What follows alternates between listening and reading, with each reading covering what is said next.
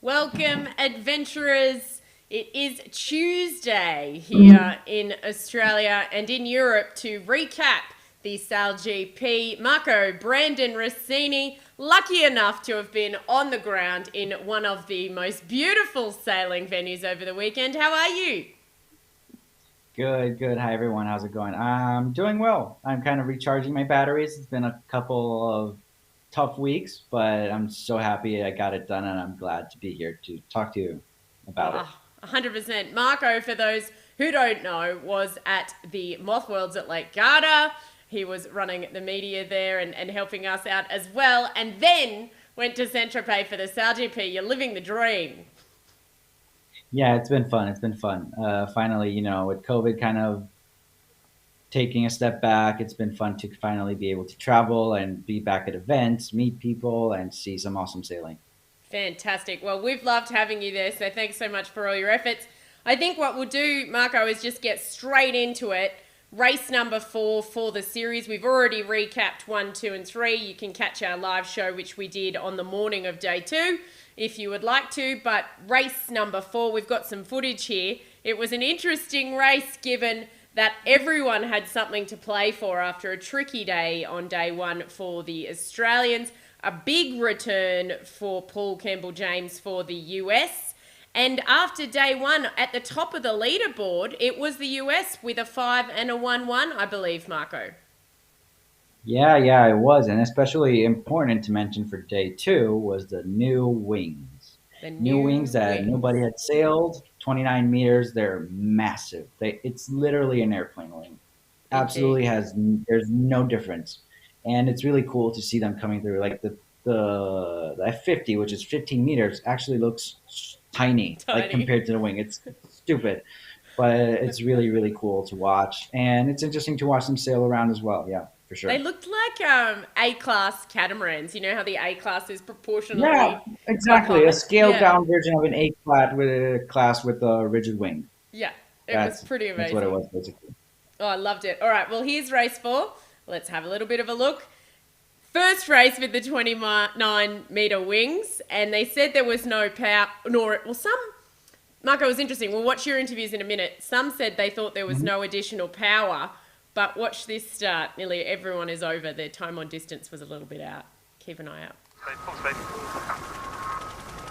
Fine, hopping. Right, slow over. You're over. That's go time for the start. And you could see everybody was over except for Denmark and France. So there were penalties relative to Denmark and France, which was just amazing. It was the New Zealanders who managed to pop out in front early. Well done.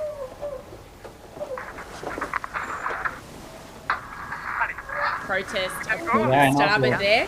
Yeah, they were Right outside here, we Jimmy. thought we Yep. heard Heading in. about maybe a 4 up configuration, but in the end it was just 5 up because you needed that extra person, extra grinder to kind of negotiate this huge main. So yeah. yeah, that was interesting to see. It would have been interesting to see them do it with 4 people, but I think 5 people Yep. was a safer and better choice. I think there was a Definitely. port and starboard there as well between France and Spain. We'll keep going with race number 4. Just sound normal, guys.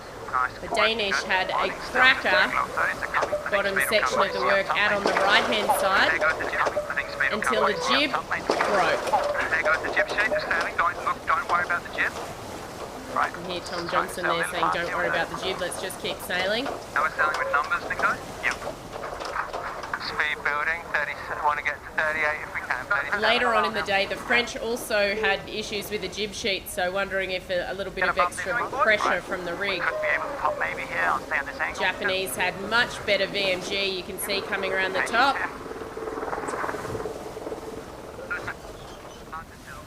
And while it looked like the Danish might get their second win after a win at home in Helicopter Aarhus, puff here. it wasn't to be. Up 3 please, up 3, up, coming up. Gosh, they look good. No wide shots here, Marco, so you can't really see how wide the wing looks. It looks exactly the same, but here, finishing, you can. Outerage across the line, first followed by Great Britain and Spain. I'm sorry, New Zealand actually managed to pick Ben Ainsley on the line there, which put Peter Burling in the top 3 with his New Zealand team. So just had to get one more good one to potentially pop into his first podium. So it was a bit tight after race 4. Super interesting though. You've started calling him the Wind Whisperer as well now. You've turned. Nathan Outeridge managed to get a win when it counted. What was everybody saying on the ground? Yeah, I mean, the 29-metre wing, they've never actually sailed with them before, let alone raced with them. But Chris Draper, who's on board the Japanese team, has actually done quite a few hours with that wing. Mm-hmm. Yeah, I mean, it's interesting to watch them race because they look much more like a conventional cat, if that makes sense, meaning that one hull pops out of the water really fast.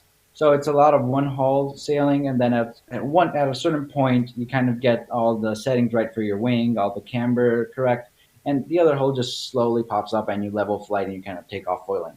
But yeah, we've seen a lot of mark roundings, especially with one hull in the water, because there wasn't enough pressure. It was very patchy. There were many actually no wind zones in the middle of the course, especially around the mark roundings. Yeah. So yeah, that was interesting to see actually. You know, they would come out and then whoever could pop the other hull out first was basically advantage, because as we will see later in the last race, interesting to see like the difference between who was foiled and especially like the no wind zones. It was a huge hole, as also Nathan will hear from him in the interviews later.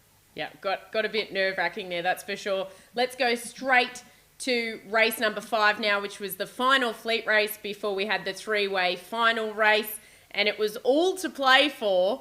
I think every boat could have gotten into the top 3 except Australia and potentially the French.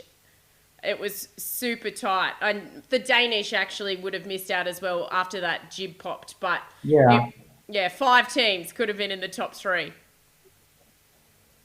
Yeah, I mean, it's been interesting. So as we know, light wind conditions are kind of a level playing field for everyone, maybe except Nathan Outeridge. Okay, all right. But in any case, I mean, it kind of brings everybody together, and we see some very, very interesting racing. You know, you never know who's going to come out on top. You know, you have to negotiate, as we keep saying, these no wind zones. There's no wind. You're not foiling. If you're not foiling, it's drag. You're slow, essentially. And everybody else, if they pick the right side of the course, they're just flying it by, and you have no chance. But then maybe they get a no-wind zone, and then you start flying. So it's very, very, very good racing. It's never over. Yeah. It's not over. Yeah, all right, let's go. Let's go. Race 5. Denmark looked like they'd nailed it for time on distance, but it was actually the Australians and the United States who timed it with the acceleration at the right time at the leeward end of the line. Big crash here you can see between Great Britain and Spain. You can still hear Ben Ainsley apologising there. He thought he'd be able to squeeze in. Bit of damage on board the Spanish team's boat. Ooh, big collision there. Back to that first reaching leg of the course. United States extended. Denmark had another cracking race. They started incredibly well on the last day. How's that there? Yeah, good. I think we're right turn. Best breeze in the wall at the moment, so let's go to ley line here and then the right. 2, 1. Deal with it then, it's foil for now. Yeah, that's really light. Yeah, alright then. Yeah, really light, falling off the foils, as you said, Marco. Fast before the tack. Yeah, can't go lower, I have a boat. French sailed really well on the last day too. It was really exciting to see them having a good day at their home venue. Come up a little, just very... Lee McMillan talking him through everything there. Down, return. Hurry up, stand by, Siege. Okay, got a good twist now. Make sure we lay this one. Popping. Pop. Look. Turning. Crossing. Coming up. Okay, now down. Beautiful BMG there on board with the Spaniards. Let's go, nice transition, nice. This is the angle for now. Just belly up, that's it. Marker, lay land, sorry. We want to lay the right mark? Yeah, we got it. Danish did a great job to hold out for a win. They're second, so they could have potentially won both races on the last day, which would have put them in the top. Unfortunate with the Spanish in second, the French in third, and the United States in fourth, which meant, Marco, that we saw the Japanese as well as the United States and the Spanish team head through to the three-boat final. Such a mix-up with the results. No Great Britain and no Australia, who we've seen. And no New Zealand as well. They were on top after day one. You have to mention that. So it's, I don't know, just these light wind locations always prove tricky. And I think after Bermuda I think was the only strong wind event that we had with the smallest wings, the 19-meter wings, and then it's always been 24 and now 29. And so I don't know. I mean, it's just very cool, but there's not much flying going on. Not much flying as we would like. And so sometimes it kind of gets a bit static, and you're waiting for somebody to get some pressure, somebody to pop up. But otherwise, yeah, it's always great to see these cats out on the water. Unfortunate collision there for Spain, actually, because they had some pretty big damage. I don't know. There have been pictures coming around, and it's, but probably maybe cost them the win final race. We can't know. We can't tell. But for sure, it's been nice. It's to hear Ben Ainsley apologize. Yeah. And Danish are looking better and better, I have to say. Every event, every race, they're more and more convincing, more and more together as a team. And yeah, I think we'll see them do pretty well, I believe, in Cadiz, because they've been coming from two convincing events, light winds as well. Cadiz, we don't know yet the conditions, but should be similar-ish. And so it's going to be interesting to see what they manage to get out of the weekend there. 100%. And we have interviews with both Ben and Phil Robertson coming up. But before we have a look at those interviews, I think we should have a look at the footage from the last race. Just to recap, going through to the final race was the United States on top, followed by Spain and Japan. And let's see how it all played out. As mentioned, the Spanish actually got a pre-start penalty, you can see there. The United States were off to a flying start. The Japanese tried to call a windward leeward, but the Spanish had a penalty in the pre-start. They were a little bit late getting to the starting box because of that damage that they had just trying to inspect it. So definitely affected their pre-race routine, that's for sure. You took the penalty off, mate. You're absolutely having one. You can hear Phil having a little bit of a whinge there to the umpire about writing off his penalty. Spin hill extended. And then we saw come into play what you mentioned before, Marco, which was the no wind zones at the top and the bottom of the course. Coming up. Happy high mark. Yeah, agree. Japan in third there. They made good, massive gains up the second work. Take more. Coming in the boundary pretty quickly.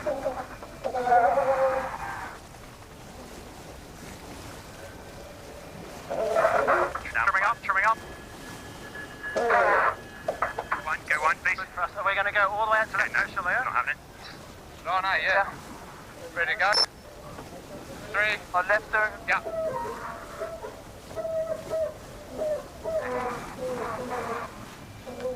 Here you go, the Japanese really getting some legs and managed to sail out, even though they had a closing Robertson behind them, who managed to sail in pressure from a long way behind. The Spithill finished in second, with the Spanish in third, a lot closer than they were after the first lap. Just nuts. Yeah, because one of the Spanish kind of died actually at the bottom mark. The Spanish totally died at the bottom mark. No, I'm sorry. Japan and US died. Yeah. I'm sorry, I forgot that. The Spanish died first at the top, no wind. Japan and US sailed away. And then Spain came around. They died in the water. Phil started coming back. He was spoiling. He was fast. Looked like he might get it. I was so excited. I was hoping they would get it because it would have been super cool. But yeah, unfortunately, or maybe not, Wind Whisperer got the win. Spithill, Jimmy got second, and Phil got third. But I mean, it's a positive weekend for. So, all right, we know U.S. is a very strong outfit. We know Japan is a very strong outfit. But oh, what's happening? Just a bit glitchy there, Marco. I think you just had a bit of a glitch, but not to worry at all. I think what we'll do, we'll let you get your internet sorted, and we might just go to an interview just to wrap up that race with Robertson, who came third in the final three-way race. Here's Robertson to cover off the Spanish experience at the SailGP in Saint-Tropez. Yeah, I guess start of race 5, we were just lining up in quite a strong position, and Ben thought there was a bit more of a gap than there was, and came in and wiped us out. Put a massive hole in the back of our boat, which is a bit of a shame and a little bit concerning, but obviously wasn't ideal, and it didn't really help us out, and probably didn't help him out. Not really. Look, it doesn't make it easy when you get a big hole in your boat. You got to repair it and make sure it's structurally okay to get racing again, and it wasn't the best preparation for the final, and that probably resulted in us getting a weird pre-start penalty as well before the race. So a bit unjust, actually. I think we felt a bit hard done by in many instances, and I guess that was a clear instance where a black flag should have been used, and again wasn't. Yeah.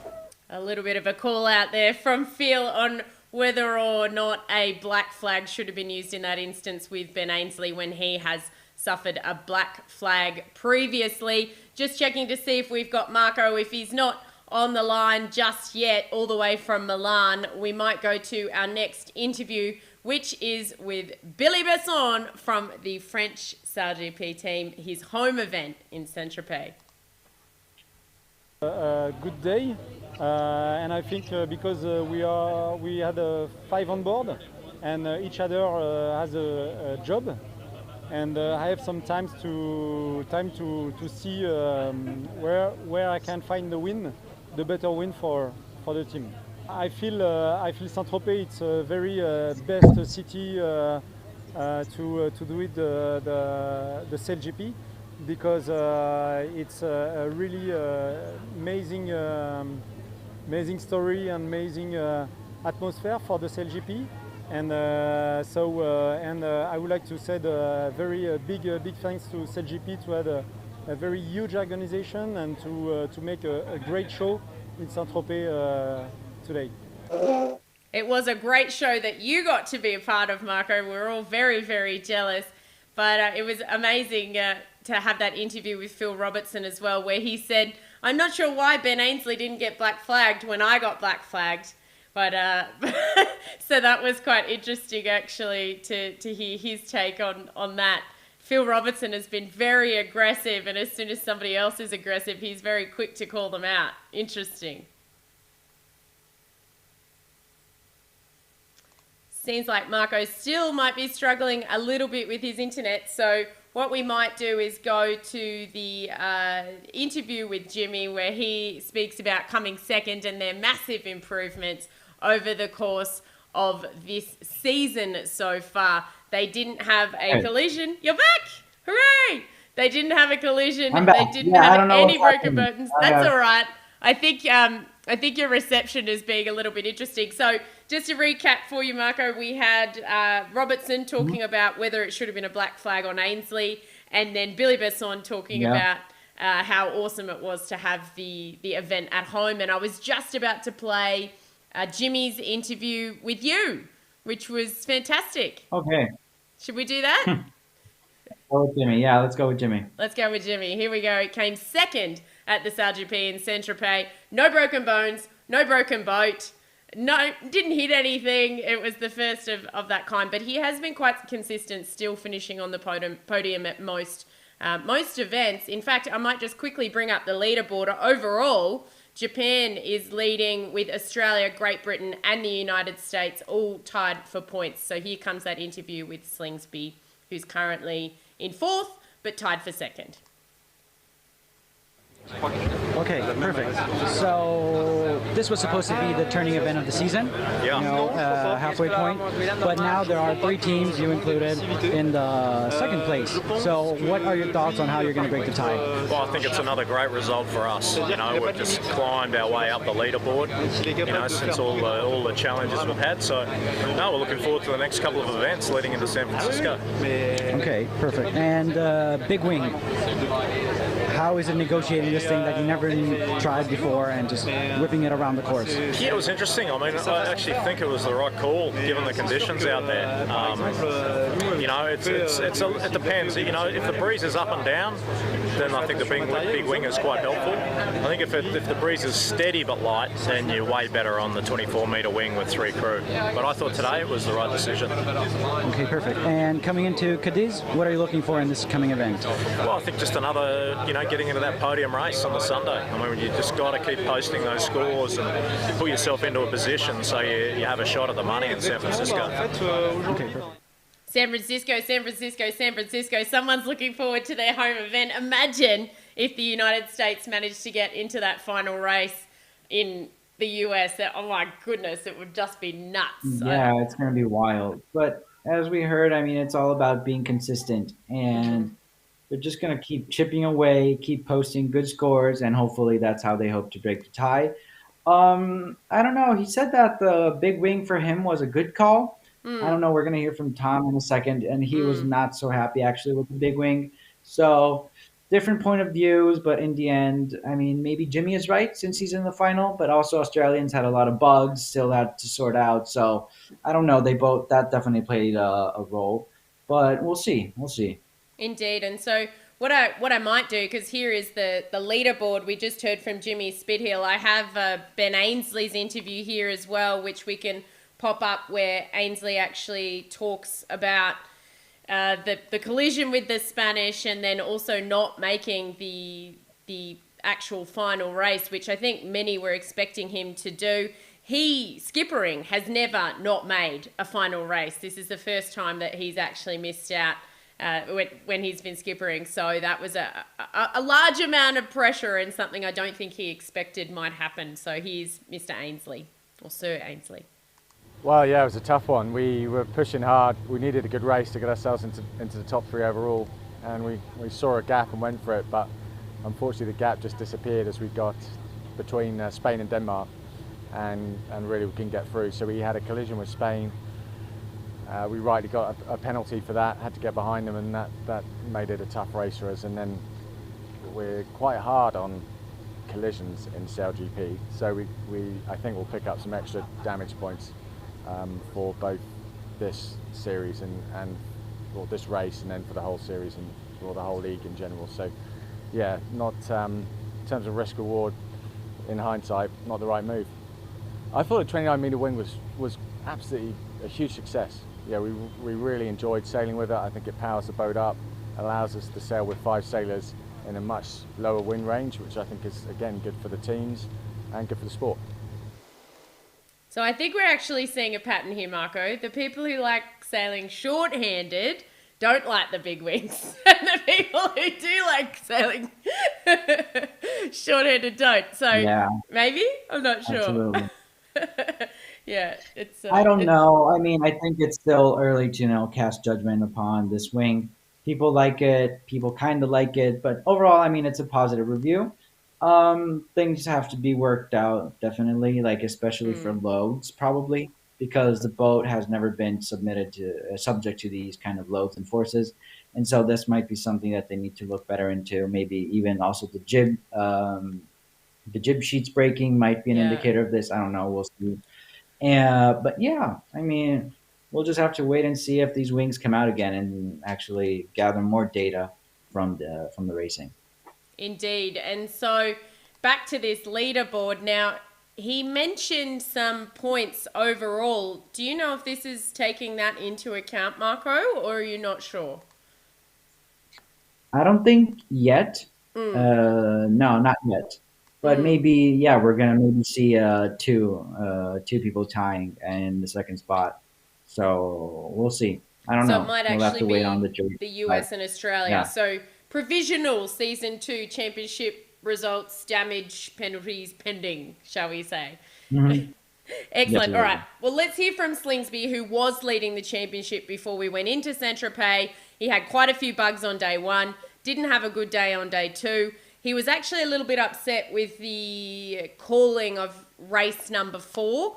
He would have finished in 4th or 5th had the race been allowed to finish, but because the finish time is now being called at 15 minutes on the dot, wherever the boats are on the course, that's the finish positions. That had him in last place as opposed to 6th or 5th, which would have changed their overall position. So he did talk about that a little bit in the SailGP interview, but that's how it goes, isn't it? So that's racing. Yeah, that's the name of the game, unfortunately. Indeed. So, but this is the only interview I have, actually, Marco, where someone's negative about the 29-metre wing. So we'll hear from Slingsby, but it was a very different event to him than the Moth Worlds where he won with multiple races to spare and absolutely annihilated the field for his back-to-back worlds. He successfully defended. He's just an impressive athlete and sailor. His mentality is unmatched, I think, and he trains, he puts in the work,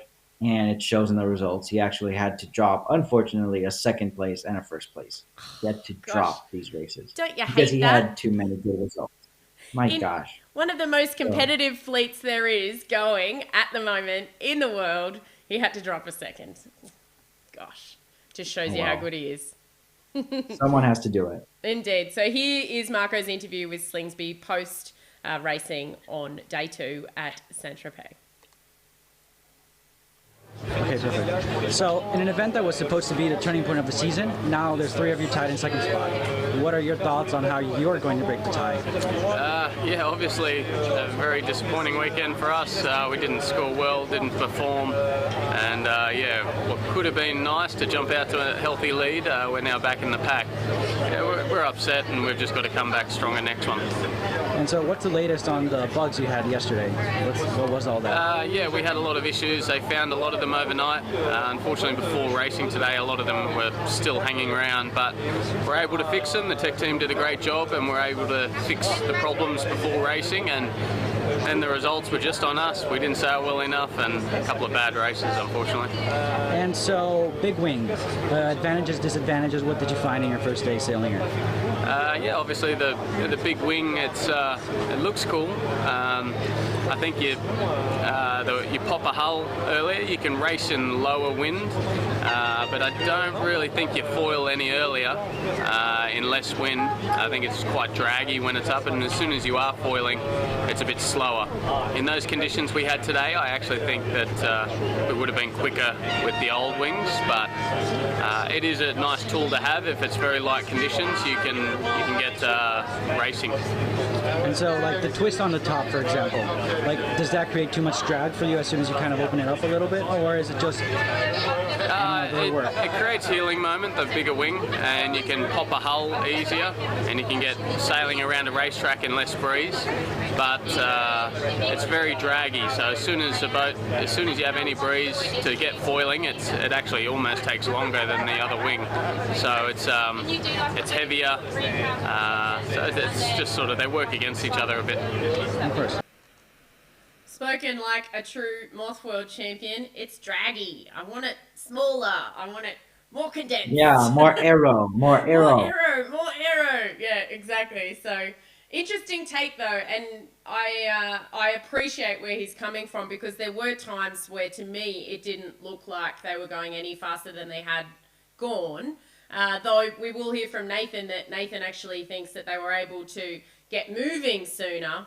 But I like, once you're up and you're foiling, it's all about drag in the air versus drag in the water. So, yeah, higher pay grade than me, I think. Yeah, they just need more time, I think, to figure them out. Well, once they have them dialed in, I think it'll make sense to use them in certain conditions. Yeah, for sure. Absolutely. So I think what we'll do now, there was a big champagne celebration out on the water as well. Japan managed to come through and win in Saint-Tropez, which has moved them to the Season 2 Championship leaderboard overall as well. Clear by 2 points. And they were leading in season 1 as well, so they're no stranger to being at the top of the leaderboard. And it's all on between Japan, Australia, Great Britain and the United States. Great Britain penalties pending, as we said. Should we have a listen to his speech first or his interview first? Marco, you choose. Let's go speech. Speech. Here we go.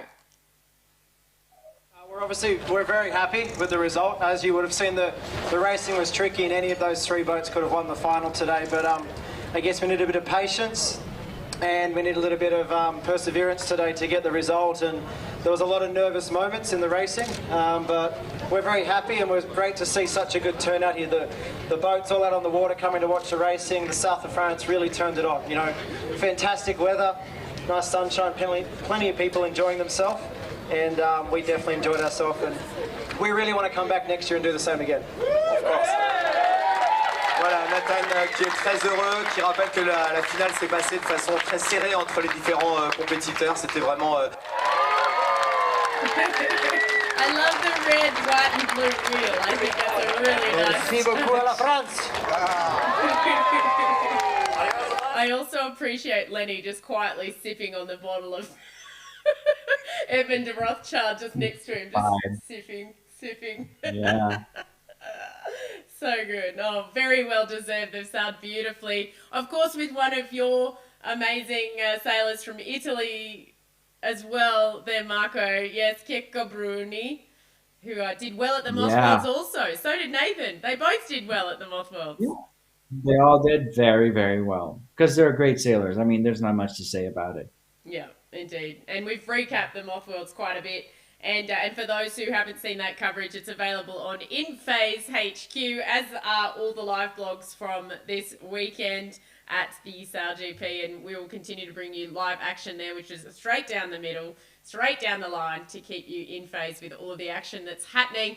Should we go to your interview with Nathan, Marco? Let's go. All right, let's do it. Okay, so Wind Whisperer, big wing. Thoughts? Does it work? We really liked the big wing today. You know, there was a lot of bad kind of feedback from it, and that it wasn't faster than the 24-meter wing. And that's probably true in a way, because once you're up in foiling, it's probably not faster. But it does help you get the hull in the air. It does help you get through the lulls. And even in the last race today, we managed to sail downwind on one hull only with the big wing. So a couple of different modes. And, you know, super puffy and tricky, and, you know, we just seem to be able to harness the breeze pretty well in the light air. And were you getting a little bit scared with Phil coming in, foiling? During the race? Yeah, at the end. Yeah, no, of course, like, because clearly the far side, like the left-hand side looking upwind, had better pressure. But the bottom gate was in the no-wind zone, and so was the top wind gate. So you could make a gain out there, but then you had to sail through the no-wind zone. And when we came around the bottom mark, we kind of had two options. Either we try and get to the right-hand pressure and commit to go through it, or try and get back to the left-hand pressure. And you know, even though we're in front, it was never going to be easy. And when Phil coming in full speed foiling, for sure we were watching him and trying to work out what to do. But obviously we made the right decision in the end, and I'm very happy with the win. And so this was dubbed the turning point of the season, and now you're sitting on top of the rankings.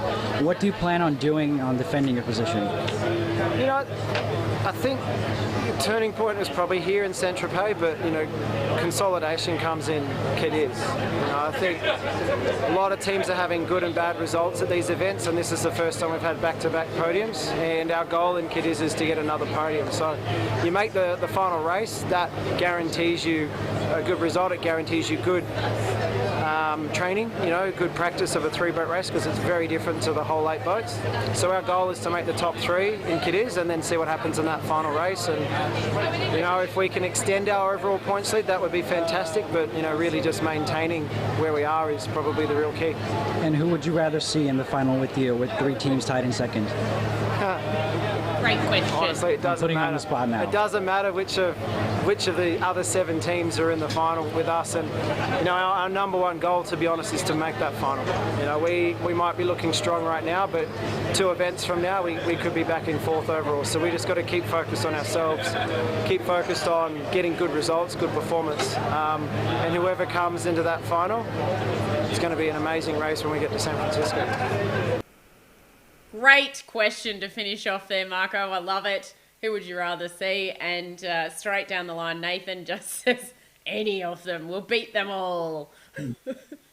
Yeah, I mean, I think as we said, you just have to get to that final. If you're there, it's all on the table. You can win it. It's all in your hands, but you just have to get there. Absolutely. And then you just have to have the training and be prepared, and then just race. Indeed. Now, we've Very had a simple. question from one of our watchers and one of our supporters, Lynn Evans. She's asked why they went out with the big wings, if so many of them liked or disliked or whatever. Like, how is that decision made? So for the SailGP, just to cover that off quickly, the race committee actually makes the decision, or the race organisers each day, they make the decision what foils, how many sailors, and what wing the sailors will go out with, and everybody has to go with the same kit. So it's all identical. Isn't that correct, Marco? Yeah, exactly. It's all correct. And since the forecast was looking to be the lightest of the 3 days, so practice race and first day of racing, they looked to be very, very light, as we saw actually. So they said we need as much power as we can get, big wing. And yeah, that's just how it went. And that's how it goes. They pretty much, in the SailGP, everything is the same, and every single sailor has access to every other sailor and team's data as well. So everything is on the table, everything is the same, everything's out in the open, and it's all about development and driving change and moving forward, which is what I really love about the SailGP personally. And one design is totally my jam as well. I love it. So it's pretty amazing to watch the sailors going head to head, because it is the sailors against the sailors. The boats are all the same. So it's pretty amazing. And I'm so jealous that you were there, but how fantastic. We'll have to see about getting you down to Cadiz. Hey, Marco? Yeah, I love that. It would be very cool, to just close up this European tour per se of the SailGP before they come down and head to you, actually. So yeah, I know. You must be excited for that. I'm so excited. Yes, he is correct. The sailors are all meant to be here in December.